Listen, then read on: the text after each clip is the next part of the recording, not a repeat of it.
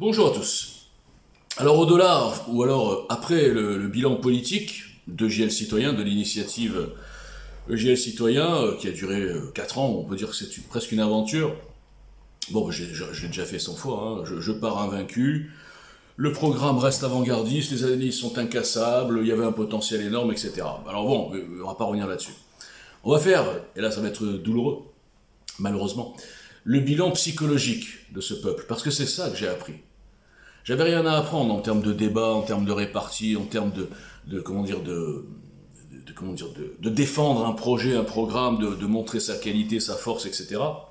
Et même de me défendre moi face aux meutes, etc. Ça, j'avais rien à apprendre. Par contre, ce que j'ai appris, c'est une analyse psychologique que je peux faire aujourd'hui du peuple français. En tout cas, du peuple français, bien sûr, des réseaux. Mais on peut élargir, parce que c'est quand même assez représentatif. Alors, on va repartir, si vous voulez bien. Prenez le temps d'écouter, ça va vous faire mal, mais il faut que quelqu'un vous le dise. Donc on va repartir au début. J'arrive tout seul, au bout de 3 mois, en étant tout seul complètement évidemment, j'ai 4-5 millions de vues par semaine. J'ai une équipe qui se forme, une vingtaine de personnes qui sont intéressées, qui me contactent, on travaille ensemble, beaucoup de diffusion, c'était bien quoi. Ça démarrait bien, surtout pour un type inconnu qui n'avait eu, et qui n'aura d'ailleurs jusqu'au bout de 4 ans, aucun média, aucun coup de pouce, etc. Ensuite, évidemment, il y a la cabale. J'en parle assez souvent, mais juste pour faire un point de rupture. À partir du moment où je suis devenu dangereux, enfin l'initiative est devenue dangereuse, ou en tout cas poil à gratter, on va dire ça comme ça, puisque je cassais quelques tabous que personne n'osait dire, pour les raisons que j'ai souvent expliquées, eh bien, il y a donc un espèce d'effet foule qui se met en place, un effet meute. Alors bien sûr, il y avait le côté, on dévoile mon nom, parce que j'étais devenu sans le nom, j'étais intelligent. Je savais bien qu'en arrivant avec Boujna, il y a un fond d'antisémitisme dans ce pays qui est hallucinant.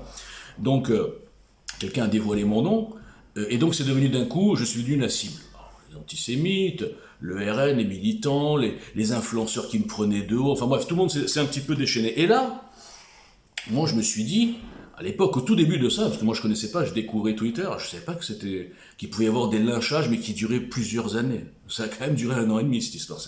Je suis le lynché le plus résistant de France, dans tous les sens du terme. Et donc je me suis dit au tout début, bon, cette idée, EJL a rencontré un petit peu d'audience, a eu un certain succès, intéresse les gens. Je pense que les gens vont comprendre que si d'un coup j'ai hystérisé tous ces milieux différents, c'était tous les milieux de la dissidence, tous les influenceurs, enfin bref, je ne vais pas répéter tout, et tous les partis finalement, de droite comme de gauche, parce que le RN, ils ont compris que je ne voulais pas aller au RN, donc je suis devenu, Messia a compris, il m'a lancé ses meutes, enfin bref. Donc je me suis dit, les gens sont assez intelligents, par logique, pour comprendre que s'il y a un tel acharnement presque quasi unanime sur ce type-là, moi, et cette initiative, c'est qu'elle dérange. Et vu que nous sommes dans un système où, globalement, de mensonges, d'hypocrisie, tenue, de corruption, etc., je me suis dit, bon, s'ils voient que ça dérange, ils vont comprendre que si ça dérange, c'est plutôt positif. Vous comprenez, c'est la simple logique. Eh bien non. Eh bien non. Tous ces rebelles, que ce soit les rebelles qui étaient proches ou les rebelles qui étaient juste des diffuseurs, mais qui avaient un a priori sympathique pour ce turluberlu qui débarquait, et ce mouvement complètement hallucinant d'originalité, avec un programme pour une fois, et pas des trucs, le peuple, machin, pas des trucs comme on a vu après d'ailleurs, comme les Gilets jaunes par exemple. Eh bien non. Les gens se sont soumis à ce qu'on appelle l'effet meute et l'effet foule. C'est-à-dire qu'ils critiquent le système, mais ils obéissent au code du système. C'est-à-dire, à partir du moment où ce type-là n'a pas eu la caution, façon de parler, ou la validation d'un influenceur, d'une starlette des réseaux, d'un petit média, ou de qui que ce soit qui a dit « Ah bah tiens, c'est pas mal, regardez ce truc-là, etc. » Eh bien, ça veut dire que ce type-là était nul. Et quand on voit ce type-là se faire insulter, massacrer, diffamer, menacer partout, les gens, au lieu de se dire, attendez, c'est pas normal ce lynchage, le mec il a rien fait, il vient d'arriver. Eh bien non, ils sont rentrés dans la danse. Alors certains, en rajoutant des insultes et des machins, en diffusant bien sûr des consignes de blocage. On se demande ce qu'il avait fait ce type. Il avait juste voulu réveiller son peuple, il devient la cible. Bon, on connaît l'effet troupeau. Eh bien non, donc ils se sont soit ajoutés à la meute, de manière incroyable, même des gens que je connaissais, je me suis retourné, je me suis dit, vous êtes devenus dingues ou quoi? Soit ils se sont cachés et ils n'ont plus du tout touché EJL pour pas être cible de tout ça. Alors ça, c'est assez contradictoire, mais finalement ça explique Pourquoi on en est là? Pas qu'en France, hein, mais moi je connais que la France. Pourquoi on en est là? Pourquoi nous sommes devenus aujourd'hui un peuple de soumis à tout, dans le quotidien comme au sens large? Je parle souvent d'un effet syndrome de Stockholm et d'un effet Milgram. C'est-à-dire qu'en fait, tous ces rebelles, je le répète, respectent et suivent les codes du système. Tous ces rebelles, je le répète, idolâtrent les outils médiatiques, les idoles médiatiques construites par le système, qu'ils pensent, qu'ils croient, qu'ils disent combattre. Donc, avec des résistants aussi fragiles, avec des résistants aussi lâches, parce que là on parle bien de réseau social, hein. J'ai jamais fait des appels à manifester, à aller prendre l'Élysée, battez-vous avec la police, pas du tout. Alors, il y en a qui le font, attention, hein, donc je plaisante pas. Eh bien, même sur les réseaux, les gens n'ont pas été capables d'assumer le fait que oui, ils étaient d'accord avec 80% de ce que développait EJL Citoyen, et même si le type il est énervant, je parle de moi, parce qu'évidemment je vais partout, je vais sur tous les combats. C'est surprenant, parce que les gens ont tellement l'habitude des lâches, ont tellement l'habitude des médiatiques qui fuient le combat, qui fuient le débat, qui bloquent, qui éludent, qui ont des tabous, c'est-à-dire qu'ils ne peuvent pas critiquer un tel ou un tel parce qu'ils sont dedans, justement, dans le système. Ils ont tellement l'habitude des faux fuyants que quand ils ont vu un type qui n'évite aucun combat et qui rentre dans tous les sujets face cam, même les plus touchy, même des choses que personne, même parmi les résistants, ose dire en face cam, eh bien ils ont fui. Voilà.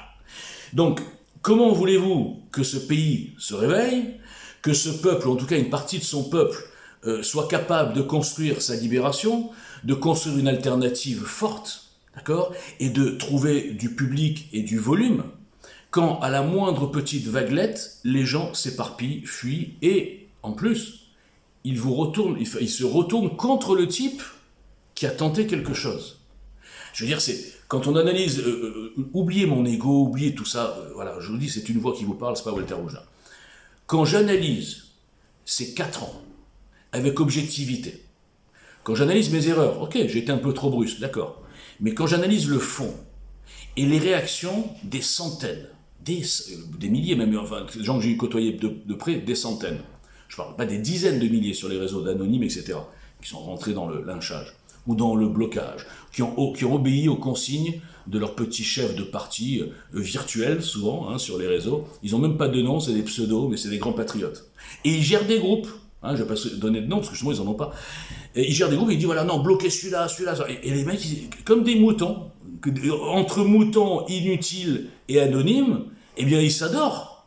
Parce qu'en fait, les gens, ils adorent les gens qui sont comme eux. Donc, les gens qui sont lâches, qui ne s'affirment pas, qui n'osent pas se mettre en face cam, qui n'osent pas donner leur identité et leurs photos et dire ce qu'ils ont à dire, comme moi, eh bien, entre eux, ils s'adorent. Et ils détestent ceux qui leur montrent qu'on peut faire autrement et qui n'ont pas peur. Donc, sur les réseaux, c'est l'idolâtrie des vues à la télé et des influenceurs que le système a construit. Je le répète parce que c'est extraordinaire. On l'a vu avec les Gilets jaunes.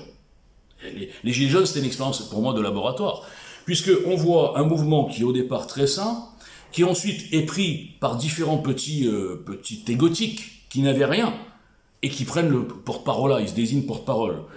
Et l'État, les médias, a choisi les plus nuls, les plus caricaturaux, les gens qui n'avaient rien à dire, pour les mettre sur les plateaux TV. Et ce qui est fou, c'est que les gens qui voyaient, je vais prendre un exemple au hasard, Éric Drouet, il était dans les manifs, il avait ses machins, il mangeait des sandwichs, ouais, le jaune, les gilets jaunes, tous ensemble, tous ces trucs-là, ok. Donc c'est très bien, hein, je méprise pas, je prends un exemple. Eh bien, le jour où je ne sais pas comment ça s'est passé, ils ont dit « Ah tiens, celui-là là-bas, le camionneur, il a l'air bien, on va le mettre sur un plateau, celui-là. Ça va être génial pour l'image des gilets jaunes, l'image des mouvements populaires, citoyens. » Ok, oui, Eric, oui, vous voulez pas passer à la télé? Ah bah ouais, attends, bien sûr. Donc Éric Drouet, il arrive, j'ai rien contre lui, je le connais pas, je répète, hein, c'est pour prendre un exemple. Il dit, bon, 3-4 conneries. Le lendemain, quand il revient sur le rond-point, les mêmes gens qui la veille, lui disent « Salut Éric, vas-y, donne-moi ton sandwich, etc. » Ouais, c'est Éric Drouet, ouais, regardez les gars, il y a Éric Drouet, voilà. Les gens, d'un coup, idolâtrent quelqu'un s'il est passé dans un petit écran. Mais je ne sais pas si vous vous rendez compte de la situation, quoi. Et ces mêmes gens, je parle des gilets jaunes, donc c'est quand même des rebelles, c'est pas des moutons. Mais ces mêmes gens se diront rebelles, alors qu'ils ne donnent de l'importance et qu'ils ne mangent que ce que le système leur donne à manger dans la gamelle. Ça fait 4 ans que je vous explique que la qualité, la crédibilité, la légitimité, la constructivité, non, ça n'a rien à voir, je dirais même mieux, bien au contraire, avec la médiatisation. Comment voulez-vous qu'un système qui contrôle ses médias mette en avant des choses dangereuses? Mais en quelle langue il faut le dire? Donc au lieu de me détester, au lieu d'être indifférent, de bloquer, de boycotter ce type-là parce qu'il vous a pointé du doigt, parce qu'il vous a piqué dans vos contradictions, vous feriez mieux de réfléchir à ce que je vous dis depuis 4 ans. Tous les faits m'ont donné raison. Toutes les attitudes et les réactions individuelles et collectives que j'ai observées confirment ce que j'ai dit depuis maintenant 3 ans. Vous êtes des rebelles de sondage. Et le problème aujourd'hui en France, de la résistance, de la libération, n'est pas politique. Il est psychologique. Il est dans votre tête. Vous ne supportez pas les gens comme vous qui se mettent en avant. Vous ne supportez pas le courage. Vous ne supportez pas la franchise. Vous ne supportez pas le temps direct. Vous avez été domestiqués par des outils du système, par des outils médiatiques, par des partis consanguins qui font de la fausse résistance, par des individus qui vendent des bouquins, qui font des petits groupes, qui vous désignent des coupables, mais qui sont absolument pas dangereux pour le système. Et c'est pour ça qu'on les laisse. Je parle bien sûr souvent des influenceurs antisémites, etc. Vous êtes dans un système que vous croyez combattre alors que vous le renforcez. Le seul, je le dis bien et je peux le prouver depuis 4 ans, le seul véritable grain de sable, dans toute sa dimension, pas simplement de venir gueuler devant la caméra comme font certains. Le seul qui pouvait, d'une part, qui a proposé quelque chose, des axes de programme, une stratégie, des éléments forts qui auraient pu regrouper. Le seul qui peut prendre en débat n'importe lequel de vos idoles, voilà, et qui peut les plier sur leurs contradictions, sur leurs mensonges, sur leur hypocrisie. Le seul, c'est moi. Le seul qui peut écrire des articles, c'est moi. Le seul qui peut faire face à une meute de 50, sans perdre son... Bon, des fois, je perdais mon calme quand même. Sans perdre son calme et les ridiculiser au point que ce sont les trolls qui me bloquent. Le seul. Pendant 4 ans, j'ai fait ça. Walter Bouchard. Alors, et le seul qui n'a pas peur de montrer sa confiance en lui, de montrer justement, il est sûr de lui, parce qu'il peut le prouver. Le seul qui ne tombe pas dans la fausse humilité, dans l'hypocrisie pour vous plaire. Le seul qui est naturel devant ce téléphone, comme dans la vie normale, qui est exactement le même, c'est moi. Le seul qui, quand il était au top et quand il est en bas, il est pareil.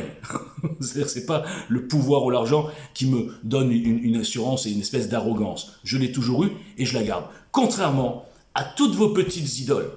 Regardez les modifications des gens faibles, quand ils ont un certain succès, ils n'ont pas compris qu'ils étaient utiles pour le système, ils deviennent d'un coup des starlettes. Et ils vous traitent de haut. Moi, j'ai des milliards d'exemples. Parce qu'ils sont passés toujours à la télé. La télé a fait un mal fou à la résistance. Si on était en 1789 ou 92, mais on serait tous dans la rue, on les aurait démontés, ces gens-là. Mais ils vous ont domestiqués. Ils vous ont donné les codes. Par exemple, le code numéro 1, le code le plus fort qu'on vous a bien inséré dans vos cerveaux, bientôt ça sera des puces, mais ils n'ont même pas besoin de puces. Vous êtes très fragile, vous êtes très facile à lobotomiser. C'est de dire, ah bah attendez, si le mec, il n'a pas de vues sur sa chaîne, il n'a pas de likes sur son compte Twitter, il n'a pas de visibilité, c'est qu'il est nul. D'ailleurs, c'est le seul argument, dans tous les débats que j'ai pu avoir, un peu, où les gens viennent un peu condescendants, etc., je n'ai pas de réponse. Parce qu'on dit, ouais, regarde, qui sait, t'intéresse personne, t'as 3 vues sur ta chaîne. Ouais, mais ouais, il a raison, le mec. J'ai 3 vues sur ma chaîne, parce que je dis pas des choses qui font plaisir. Mais surtout, parce que le type, il sait pas que je me suis fait suspendre 40 fois. J'ai 40 followers, là. 40 fois, les gars. Walter Boujna, un mec en face cam, qui est pas un troll, qui est pas un appel à la haine et tout ça. Non. Walter Boujna est dangereux. Comme Trump. C'est extraordinaire quand on y pense. Donc pareil sur les chaînes YouTube, etc. Donc, quand il n'y a pas de diffusion, quand les algorithmes font tout, et j'ai pu le prouver avec des screens, mais bon, personne ne regarde les démonstrations, font tout pour rendre vos tweets invisibles, et même vos vidéos YouTube invisibles. Quand vous allez sur TikTok, que vous faites entre 300 et 400 000 vues en 15 jours, et qu'on vous suspend d'un coup, pourquoi ? Il y a des gens qui font plus que moi comme vues, sauf qu'ils font des vues sur des trucs qui sont pas du tout intéressants, enfin non, peut-être intéressants, mais pas du tout dangereux pour le système. C'est pas des trucs politiques. Sur TikTok, il y a personne qui fait beaucoup de vues. En politique, j'étais le seul, hein, même parmi les gens qui passent à la télé. Ça paraît fou ce que je dis. Je sais que tout le monde peut penser que je suis un mythomane. C'est pour ça qu'il vaut mieux que je rigole des fois, parce que c'est dingue. Moi, tout ce que je dis, je peux le prouver. Donc, le système vous a dit ça, donc maintenant, ça veut dire, eh ben, les gens qui passent, oh, il a 3 vues, oh, laisse tomber, je rentre pas là-dedans. Les gens cherchent des troupeaux d'inutiles qui ne vont nulle part, qui leur prennent de l'oseille en adhésion, en achat de livres, ou en je ne sais pas quoi, et les gens sont contents. Ils ont l'impression de faire partie d'un grand mouvement de résistance. Mais quand est-ce que vous allez vous réveiller ? Alors dommage que j'ai été seul, dommage qu'il n'y a pas une seule autre personne un petit peu médiatique, pourtant j'en ai rencontré, hein, qui a osé, bien, ils sont tous d'accord avec moi, hein, en DM aussi, mais hors des caméras, hors des réseaux, ils sont tous d'accord. Ah ouais, t'as raison, machin. Et en public, eh ben, ils ménagent leur public, justement. Ils ménagent leur petite caste, ils ménagent leur parti. Si vous saviez le niveau d'hypocrisie, de lâcheté qu'il y a dans ce système politico-médiatique, que je suis le seul à dénoncer parce que les gens ne veulent pas le dénoncer. Je vous explique comment ça marche. Les influenceurs ne veulent pas se mettre mal au fond avec le système, parce qu'ils attendent quelque chose du système. Je vous prends, je vais prendre un exemple, mais je ne veux pas personnaliser aujourd'hui. Bref, j'ai des tonnes d'exemples de gens qui font les résistants, mais en fait leur but ultime, leur rêve, c'est de rentrer dans le système. C'est de devenir chroniqueur. C'est d'avoir leur chaîne qui fonctionne et qui est diffusée sur tous les réseaux officiels. Donc, ils sont pas là pour vous sauver, les gars. Ils sont pas là pour donner la parole à des choses qui peuvent être dangereuses pour le système et donc intéressantes pour nous, le peuple. Au contraire, ils vont les boycotter. Tous ces petits médias qui m'ont boycotté, alors que depuis 2017, je suis le seul à proposer une vraie alternative. Quelle est leur motivation ? À part la jalousie personnelle pour qui se prend celui-là, ok. Mais ils veulent pas prendre le risque de sauter. Ils veulent pas prendre le risque de voir leur chaîne suspendue parce qu'ils ont reçu Walter Boujna, EJL Citoyen, pourtant une association totalement clean. Vous comprenez pas comment ça marche. Je vous l'explique depuis 4 ans. Et vous vous dites, je comprends, c'est aussi là. Ça, c'est aussi le lavage de cerveau. Vous vous dites, ce mec-là, il est rageux parce qu'il n'a pas réussi à rentrer dans le système. C'est ça que vous vous dites. Vous vous dites, premièrement, pour qui il se prend celui-là ? Il est toujours nerveux et tout. Et deuxièmement, ouais, il essaie de casser tout le monde parce qu'il est jaloux, il voudrait y être. Mais moi, je veux pas y être. Je veux dire, je l'ai dit le premier jour et j'ai assumé. Je ne veux pas rentrer dans ce système pourri. Je veux réveiller les gens pour qu'on en crée un autre. C'est ça la grande différence qui fait que j'ai été rejeté par les opportunistes, carriéristes, cupides du système qui gravite sur votre dos, enfin qui gravitent et qui se nourrissent de votre oseille, hein, c'est des vautours en fait de la résistance, qui sont des fois corrompus, en direct avec le système. Je parlerai de pas mal de partis politiques, je ne vais pas détailler, et le seul qui voulait pas rentrer là-dedans, eh bien le système l'a rejeté, mais ça c'est normal. Je ne voulais surtout pas être le chouchou du système. Mais ce qui n'est pas normal, et c'est ça qui m'a surpris, c'est que le système a été aidé par vous. Par vous les moutons. Le système vous martyrise, vous ment, vous balade, vous pique, enfin comme je dis toute la journée, vous prend pour des cons, pour des consommateurs, en 2 mots, et vous avez aidé ce même système à détruire quelque chose qui pouvait changer les choses. Alors franchement, regardez-vous dans la glace, tous ceux qui se sentiront visés, on me dit de faire mon mea culpa. Mais moi, je l'ai fait 100 fois, mon mea culpa. Ok, j'ai dit, j'ai pas la forme. C'est quoi la pub ? J'ai pas la forme. Mais moi, je m'en fous de la forme. Moi, je suis pas là pour vous draguer. Je suis pas là pour sortir des éléments de langage pour que les gens m'aiment et croient que je suis une star, etc. Moi, j'étais là pour dire la vérité brute, nette et dure. Quelle qu'elle soit, même si elle n'est pas à votre avantage. Et ensuite, de se regrouper, de toucher votre honneur, votre fierté, mais certainement pas de retourner votre agressivité ou votre ignorance sur le messager, de comprendre le message, et de former un truc extraordinairement puissant, qui a du culot et qui ne se cache pas. Et vous avez retourné le truc, on va détruire le mec qui nous dit la vérité. Et on va donc aider le système à continuer dans le même système, justement. Alors je sais pas, moi. Je ne sais pas quand est-ce que vous allez vous réveiller. Oubliez ma personnalité. Le problème, c'est que les gens sont tellement des gamins qu'ils s'attachent à la personnalité des gens. Est-ce que ceux qui retweetent et qui diffusent et qui idolâtrent Zemmour sont certains que Zemmour est un type extraordinaire dans la vie ? Non. Ça se trouve, Zemmour est encore plus un connard que moi. À mon avis, il est moins un connard que moi. Mais enfin, c'est pas un mec parfait. Il n'y a pas de mec parfait. Sauf que eux, ces gens-là, ont une face publique et une face privée. Moi, je vous ai montré la face publique et privée. Alors je sais bien que la franchise, ça fonctionne pas, la preuve, l'hypocrisie fonctionne mieux. Mais je changerai pas. Donc maintenant, je vais faire une grande pause, parce que vous m'avez saoulé. Je vais attendre que ce peuple se réveille. Mais j'y crois pas. En vérité, j'y crois plus. Quand je vois l'indifférence avec laquelle les 4 ans de travail ont été considérés par tous ces gens rageux. Et au fond, je sais que beaucoup d'entre vous, vous kiffez. Beaucoup d'entre vous qui ont vu que j'en ai marre, j'ai arrêté, vous dites « Ah, enfin, putain, c'est vrai, pour qui il se prenait celui-là ?» Et vous êtes contents. C'est-à-dire, c'est un truc de fou, quoi. C'est un mec qui est en train de casser un mur pour que vous en échappiez de la prison.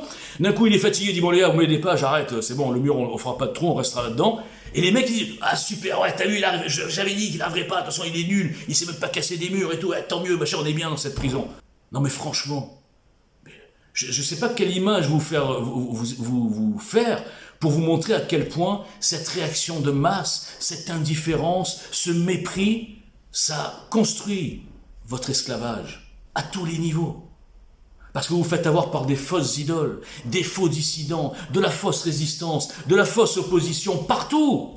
Le mec qui vous le dit, qui vous le prouve, vous lui crachez à la gueule. Les gars, alors dites que vous êtes des soumis volontaires. Et là, on arrive à la fin du truc, syndrome de Stockholm, les gars. Et effet Milgram, dans le sens où vous respectez, alors là, en l'occurrence, non pas l'autorité, mais vous respectez la crédibilité, la légitimité, etc., par la télé. C'est une expérience de Milgram qu'ils sont en train de vous faire depuis 20 ans. On vous a dit, la crédibilité, c'est là-dedans. Si ça passe pas là, ne regardez pas, c'est pas la peine, c'est que c'est nul.